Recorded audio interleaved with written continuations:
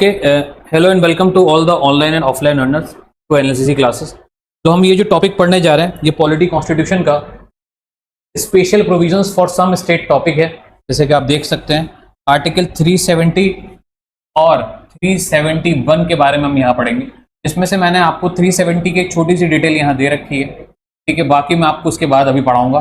और बाकी 371 की जितनी भी चीज़ें हैं ये आर्टिकल 371 में पब्लिश्ड है। आर्टिकल 371 में ये सारी स्टेट्स हैं जिनके पास स्पेशल कुछ पावर्स हैं, और जम्मू एंड कश्मीर जो कि आर्टिकल 370 में था, जो कि अब रिमूव कर दिया गया है, उसके बारे में हम अलग से अभी पढ़ेंगे कुछ फैक्ट्स। तो जो लोग भी ऑनलाइन ज्वाइंड है वो लोग इसे नोट डाउन कर लें, और जो लोग ऑफलाइन ज्वाइंड है वो भी इसे नोट डाउन कर सकते हैं। ये है पूरा टॉपिक आज का। महाराष्ट्र, नागालैंड, आसाम, मणिपुर, आंध्र प्रदेश एंड तेलंगाना, सिक्किम, मिजोरम, अरुणाचल प्रदेश, गोवा एंड कर्नाटका, ये ए से लेके जे तक आपकी 371 में दे रखी है, बल्कि 371 से दे रखी है। एंड जम्मू एंड कश्मीर 370 में दे रखा था, जो कि 2019 में रिमूव हुआ। प्लीज नोट डाउन कर लें इसको।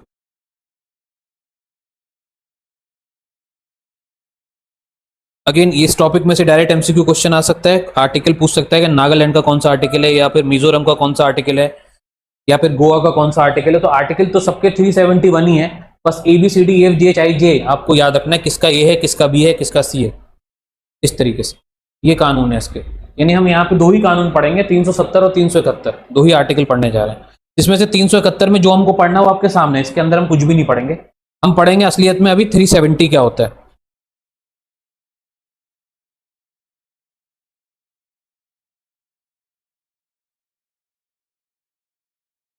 नोट डाउन कर लिया सबने? कर लिया कनिष्का आपने? हमारा क्या रह गया?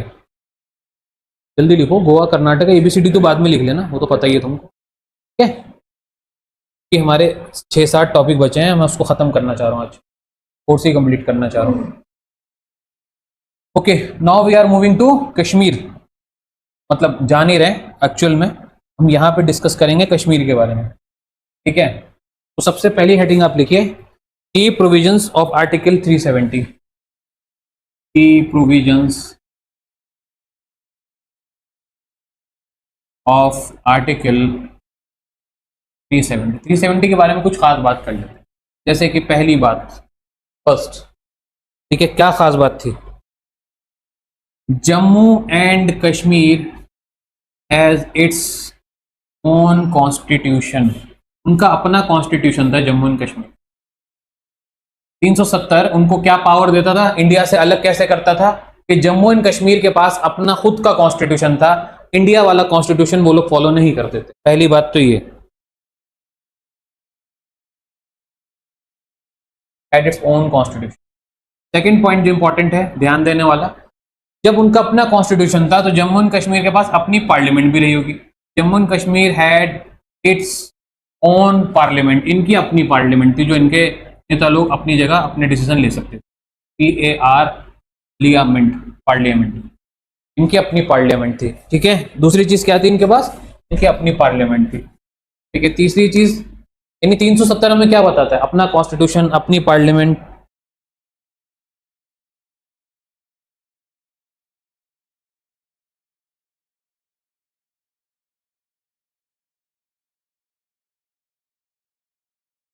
Indian laws and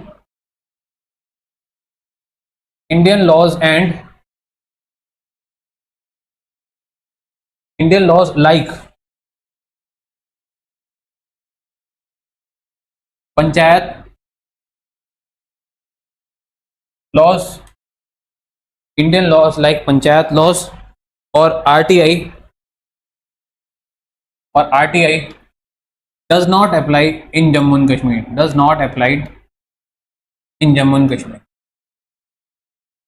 Jammu and Kashmir में पंचायत के कानून भी नहीं लगते थे वहां के विलेजेस में, और साथ में RTI, right to information act, भी वहां पे इंडिया का नहीं लगता था, ठीक है।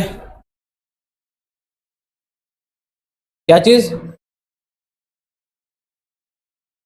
RTI एक्ट है 2005 का। इसमें क्या है, आप किसी भी गवर्नमेंट ऑफिस से उसकी जानकारी ले सकते हैं RTI डाल करके, कि वहां पे करप्शन हो रहा है, पैसा खर्चा हो रहा है, कुछ भी हो रहा है तो क्यों हो रहा है। जम्मू एंड कश्मीर के लोगों को ड्यूल सिटीजनशिप मिली हुई थी।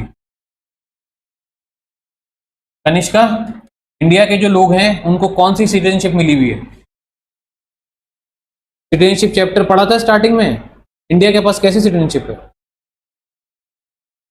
तुमसे नहीं पूछ, उसका भी इंट्रेंस है ना, let her try also. Indians के पास कैसी सिटीजनशिप है? हमारे पास कैसी नागरिकता है? हिंदी में बताओ। तुम एक टाइम पे कितनी जगह की नागरिक हो? एक जगह की। तो एक को क्या बोलते हैं इंग्लिश में? इंग्लिश में एक को क्या बोलते हैं? मैथ में नहीं, इंग्लिश में। मैथ में वन बोला जाता है। ड्यूल मतलब क्या होता है? सिंगल। तो ये बोलना है बस तुमको। इंडिया वालों के पास कैसी है? सिंगल सिटीजनशिप है। और कश्मीर वालों के पास कैसी थी? ड्यूल सिटीजनशिप थी। ड्यूल मतलब ये कि वो जम्मू एंड कश्मीर के भी नागरिक थे और साथ साथ में इंडिया के भी नागरिक थे। पर इंडिया वाले जम्मू कश्मीर के नागरिक नहीं थे, इसलिए ये इनको खास मिला हुआ था पावर। क्लियर है? और साथ में property owner, OWNER, property owner only J&K people. Jammu Kashmir के जो लोग थे सिर्फ वही जम्मू एंड कश्मीर में प्रॉपर्टी खरीद और बेच सकते थे, और कोई भी इंडिया वाला यानी बाहर वाला यानी जम्मू कश्मीर के बाहर वाला वहां प्रॉपर्टी नहीं खरीद सकता था। तो 370 रिमूव होने से क्या हुआ होगा? 370 अगर हमने हटाया तो पहली बात तो उनका अपना कॉन्स्टिट्यूशन खत्म हो गया, यानी अब इंडिया का कॉन्स्टिट्यूशन वहां पे लगा। ठीक है। दूसरी चीज, जम्मू एंड कश्मीर में जब हमने 370 हटाया तो जाहिर सी बात है हमारा पार्लियामेंट वहां पे काम करना शुरू कर दिया, इंडिया का पार्लियामेंट। जब हमने 370 हटाया तो वहां पे पंचायत का कानून भी लग गया और RTI भी इंडिया की लग गई। जब हमने 370 हटाया तो वहां की ड्यूल सिटीजनशिप खत्म हो गई और वहां पे क्या हो गई? अब सिंगल सिटीजनशिप हो गई अब। ठीक है। जब 370 आप हटाएंगे तो जाहिर सी बात है सिंगल सिटीजनशिप आप हो गई, वहां पे सिंगल सिटीजनशिप हो गई, ड्यूल खत्म हो गया। अब property owner only J&K people, जमीन वहां के लोग ही सिर्फ खरीद सकते थे, अब भाई इंडिया वाले भी खरीद सकते हैं।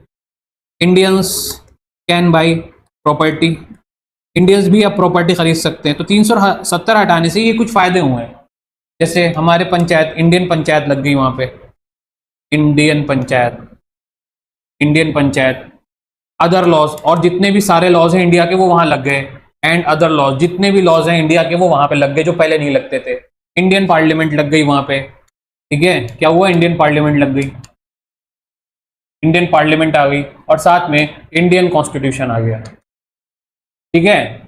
ये चीज हुई है एक 370 को हटाने से। कोई अगर पूछे 370 का फायदा क्या है, तो ये फायदे हैं, यानी अब आप जमीन ले सकते हो वहां पे, पहले सिर्फ टूरिस्ट बन के जा सकते थे।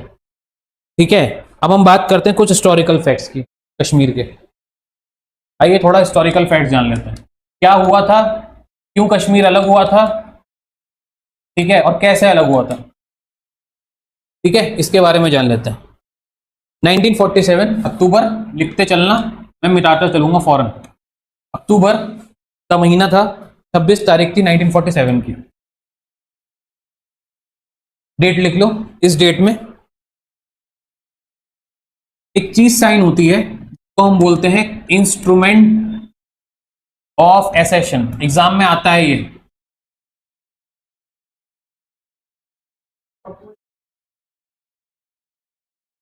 लिखा तो है अक्टूबर 26 1947।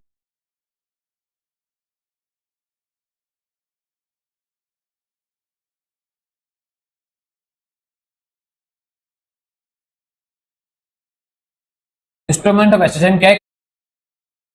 हरी सिंह साहब, जो कौन थे? जम्मू एंड कश्मीर के उस टाइम के राजा, जम्मू एंड कश्मीर के उस टाइम के राजा थे, J&K के रूलर थे, राजा थे उस टाइम के। कब? 1947 में। हम लोग आजाद कब हुए?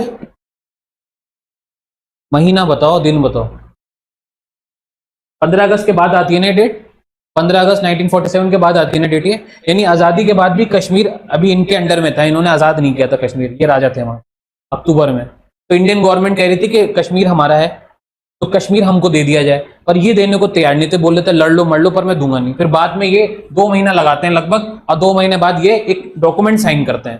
किससे? इंडियन गवर्नमेंट से। तो किसके बीच में साइन हुआ? जाहिर सी बात है महाराजा हरि सिंह और इंडियन गवर्नमेंट। इंडियन गवर्नमेंट जो उस टाइम इंटरिम चल रही थी, बेसिकली कौन था, जवाहरलाल नेहरू साहब थे मौजूद, ठीक है। इन्होंने बात की हमारी तरफ से जाकर के, ठीक है, ठीक है।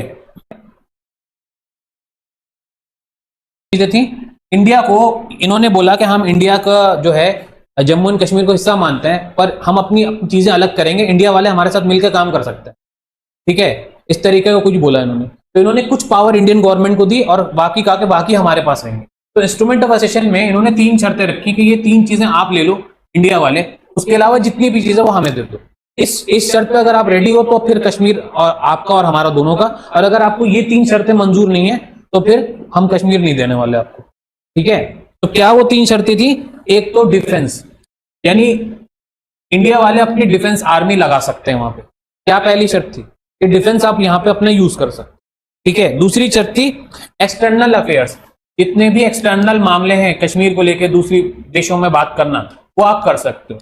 एक्सटर्नल अफेयर्स यानी दुनिया भर में आप कश्मीर को मुद्दे को लेकर के बातचीत कर सकते है ना, जो भी आपको करना है। और तीसरा इनको जो दिया, कम्युनिकेशंस। कम्युनिकेशंस कम्युनिकेशन समझ रहे हो, बातचीत, किसी भी तरीके की फोन लाइन, कुछ भी आप इस तरीके का कुछ भी यहाँ पे एस्टेब्लिश कर सकते हो। लेकिन इसके अलावा जितनी भी चीजें वो हमारी अपनी होंगी, जैसे पार्लियामेंट हमारा होगा, कॉन्स्टिट्यूशन हमारा होगा, कानून हमारे होंगे, पुलिस हमारी होगी, सब चीज हमारी होगी अलग, जो इंडिया से उसका कुछ, हमारा झंडा भी हमारा अलग होगा, ठीक है, झंडा भी हमारा अलग होगा, एंथम भी हमारा अलग होगा, ठीक है। यानी इन 3 के अलावा जो भी चीज है वो सब हमारी।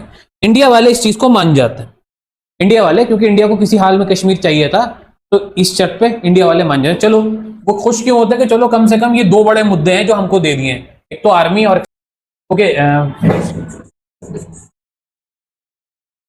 कुछ गिलिच आ गई थी, हम लोग क्लास कंटिन्यू कर रहे हैं। मैंने बताया था कि महाराजा हरि सिंह और इंडियन गवर्नमेंट के बीच में करार होता है। महाराजा हरि सिंह जम्मू कश्मीर के रूलर होते हैं और जवाहरलाल नेहरू साहब इंडियन गवर्नमेंट की तरफ से रिप्रेजेंट करते हैं। और भी बहुत लोग होते हैं, ये मेन नहीं होते हैं, बहुत सारे लोग होते हैं इनके साथ।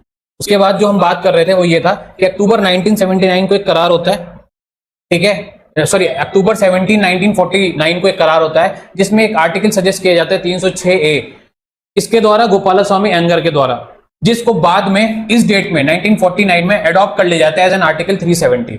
तो जो 1947 से 1949 का पीरियड है उसके बीच में 306A के ऊपर बहस चल रही थी कि 306A बनाया जाए या फिर नहीं बनाया जाए। 306A की जगह बनता है इस डेट में आके 370, और ये 1950 में जब कॉन्स्टिट्यूशन अडॉप्ट होता है 1950 में हमारा फाइनली लोगों को दिया जाता है, तब ये चीज हमारे कॉन्स्टिट्यूशन में इंटर कर दी जाती है। उसके बाद अंबेडकर साहब तो एक्चुअल ड्राफ्टर है, पर उसके पीछे यानी अगर हम बोलें कि किसने सजेस्ट किया था 370 जो बाद में आके बना, वो गोपालास्वामी अयंगर ने। इन्होंने साथ में ये चीज यहाँ पे क्लॉज ऐड किया जो कि बहुत इंपॉर्टेंट है, वो ये था कि incorporated in Indian constitution as a temporary clause. इस चीज को जो हम ऐड कर रहे हैं 370 को, ये एक तरीके का टेम्पररी क्लॉज है, यानी परमानेंट नहीं है, इसको कभी भी रिमूव किया जा सकता है। उसके बाद 1952 में हम लोग दिल्ली में होते हैं, और दिल्ली में होते हैं जवाहरलाल नेहरू साहब जो कि उस टाइम के इंडिया के पीएम होते हैं, और होते हैं जम्मू एंड कश्मीर के पीएम शेख अब्दुल्ला साहब। इनके बीच में एक एग्रीमेंट होता है, बातचीत होती है, जो कि दिल्ली में होती है, खासतौर से कुछ चीजों को लेकर, जैसे कुछ कानूनों को लेकर, और मेन बात होती है सिटीजनशिप को लेकर। हमें इसके अंदर नहीं जाना है। उसके बाद हम लोग 1954 में आते हैं, प्रेसिडेंशियल ऑर्डर एक पास होता है प्रेसिडेंट द्वारा, जिसमें आर्टिकल 35A को ऐड करने की बात की जाती है, ठीक है। अब हम आगे चलते हैं, इसमें लिखिए कि इसमें क्या बोला जाता है, तो मैं कुछ पॉइंट्स बोल रहा हूं, आप लोग please note down, online offline वाले कर लीजिएगा। Granted Jammu and Kashmir legislature power, granted Jammu and Kashmir legislature power, granted Jammu and Kashmir legislature power to define permanent resident and their right, permanent resident and their right. यहां पे बात होती है कि कौन परमानेंट रेसिडेंट होगा और उनके क्या हक होंगे जम्मू एंड कश्मीर के अंदर। तो शायद बात है यहाँ पे ये बात होती है कि जम्मू एंड कश्मीर के लोग ही, वहां के लोग ही वहां के परमानेंट रेसिडेंट कहलाएंगे, और उन्हीं के पास होगी वहां पे राइट्स, यानी उनके ही हक होंगे वोट देने के, उनका ही होगा प्रॉपर्टी खरीदने बेचने का, एक्सेट्रा। ये सारी चीजें यहाँ पे प्रेसिडेंशियल ऑर्डर से यहाँ पे इंडियन गवर्नमेंट ये चीज तय कर देती है 35A में। अब आते हैं एक 370 हटा किस डेट में। Next point is abrogation of article 370। Abrogation मतलब होता है हटना, एब्रोगेशन ऑफ आर्टिकल 370, 370 का एब्रोगेशन कब हुआ, यानी हटा कब? अगस्त 5 तारीख थी, यानी 5 अगस्त था 2019 का, जब इसको रिमूव किया गया 370 को by Amit Shah and PM Modi. इन लोगों द्वारा इस पे एक्शन लिया गया। अमित शाह उस टाइम के कौन चल रहे थे? अमित शाह होम मिनिस्टर थे, होम मिनिस्टर थे। इन्होंने हटाने को बोला। क्यों? क्योंकि बोला कि भाई ये टेम्परेरी क्लॉज है, टेम्परेरी क्लॉज है और इसको रिमूव किया जा सकता है, ऐसा पहले से करार है हमारे बीच में, ठीक है।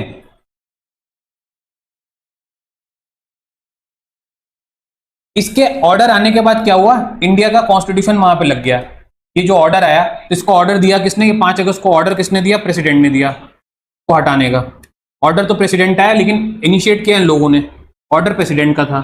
इंडियन कॉन्स्टिट्यूशन लग गया कश्मीर में इस डेट में, यानी उनका अपना कॉन्स्टिट्यूशन खत्म हो गया, इंडियन कॉन्स्टिट्यूशन वर्किंग में आ गया, ठीक है। दूसरी चीज क्या हुई,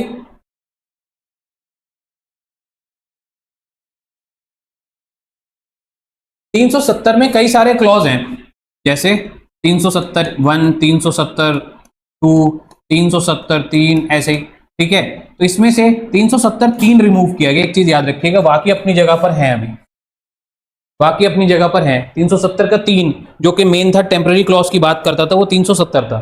तो 370 के क्लॉज 3 को क्या किया गया है? इनऑपरेटिव कर दिया गया, हटा दिया गया। ऐसे इनऑपरेटिव मतलब ये होता है कि ये अभी तो हट गया है, लेकिन हो सकता है बाद में वापस आ जाए। अगर ये वापस आ गया तो क्या होगा, अगेन कश्मीर में उनका अपना कानून और सब कुछ होगा। ये इनऑपरेटिव है, यानी इसको सिर्फ अभी हटाया गया, पूरी तरीके से नहीं हटाया गया, ये चीज याद रखिए। उसके बाद एक एक्ट आता है जिसे हम बोलते हैं जम्मू कश्मीर रिकॉग्निशन एक्ट। इसके बाद ये चीज पास होती है, जम्मू कश्मीर की पहचान करने वाला कानून, रिकॉग्निशन एक्ट, जो कि अगेन 2019 में सब कुछ हो रहा था, तो 2019 का है, ठीक है। ये पास होता है 6 अगस्त को। वो ऊपर वाला 5 को हुआ था, ये होता है 6 अगस्त को 2019 के, ये पास होता है ये वाला एक्ट।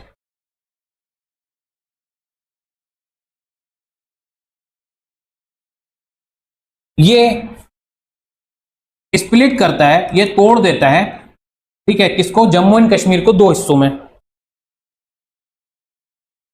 यूनियन टेरिटरी बना देता है जम्मू एंड कश्मीर को। स्टेट से पहले स्टेट हुआ करती थी जम्मू एंड कश्मीर, इस एक्ट के बाद यूनियन टेरिटरी बन जाता है जम्मू एंड कश्मीर, और उसको क्या देता है? उसका लेजिस्लेचर दे देता है, यानी वहां का पार्लियामेंट खत्म, अब वहां पे क्या होगा? लेजिस्लेचर होगा, और वो स्टेट नहीं है, अब यूनियन टेरिटरी इसमें बोल दिया गया। और एक और जो 2 स्प्लिट में बोल रहा हूं, तो दूसरा जो टुकड़ा किया जाता है वो एक बनाई जाती है यूनियन टेरिटरी ऑफ लद्दाख। यहां पे लद्दाख का नो लेजिस्लेचर, लद्दाख को कोई भी लेजिस्लेचर नहीं दिया जाता है, यानी लद्दाख को भी इसके अंदर इंक्लूड किया जाता है। और ये बोला जाता है कि जम्मू कश्मीर का जो लेजिस्लेचर है वही लद्दाख में लगेगा, यानी इसका अलग से कोई लेजिस्लेचर नहीं होगा, यानी इसके यहाँ अलग से कोई कानून नहीं चलेंगे, यहाँ पे कानून चलेंगे जो जम्मू एंड कश्मीर में चलेगा। और जम्मू कश्मीर को कौन चला रहा था? इंडिया। तो अगर 370 हटा बेटा, 370 का 3 हटा, तो 35A का क्या होगा? 35A जो कि स्पेशल स्टेटस देता था किसको? कश्मीर के लोगों को प्रॉपर्टी खरीदने का। तो जाहिर सी बात है 370 का क्लॉज 3 रिमूव हुआ, तो 35A भी रिमूव हो गया, 35A भी रिमूव हो गया, ये भी खत्म कर दिया गया इस दिन।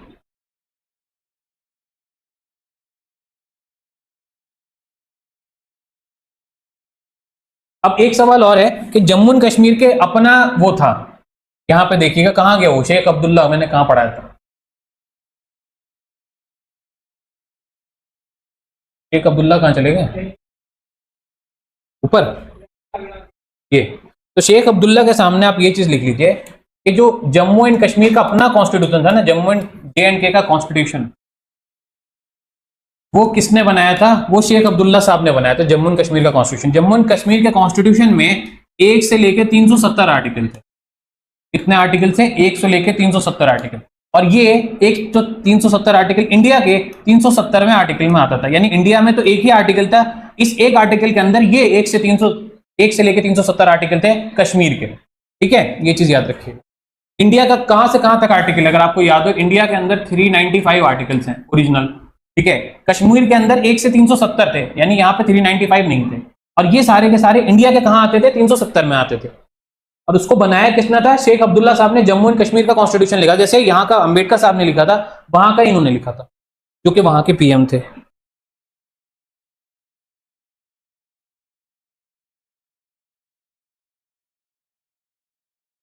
ये हो गया आपका 370 कंप्लीट।